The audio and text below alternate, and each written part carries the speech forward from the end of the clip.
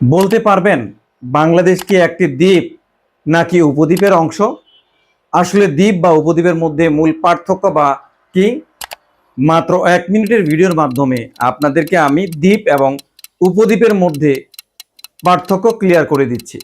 যদি ভিডিওটি ভালো লেগে থাকে তাহলে অবশ্যই লাইক, কমেন্ট এবং শেয়ার দিয়ে সংযুক্ত থাকুন।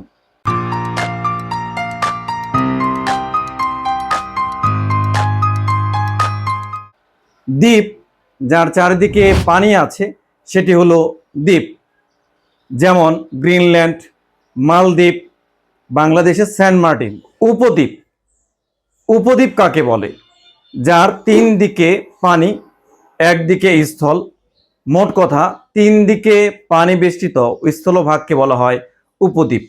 যেমন আরব উপদ্বীপ, ইউরোপের স্ক্যান্ডিনেভিয়ান উপদ্বীপ, ক্রিমিয়া উপদ্বীপ। দ্বীপ এবং উপদ্বীপ সহজভাবে মনে রাখার টেকনিকটি হলো দ্বীপ সমান 4 আর উপদ্বীপ সমান 3। 4 এর অর্থ হচ্ছে চারদিকে পানি বেষ্টিত স্থলভাগকে বলা হয় দ্বীপ, 3 দিকে পানি বেষ্টিত স্থলভাগকে বলা হয় উপদ্বীপ। এখন আপনাদের জন্য প্রশ্ন, বাংলাদেশের সবচেয়ে বড় দ্বীপের নাম কি? সবাই আপনারা জানাবেন কমেন্টে।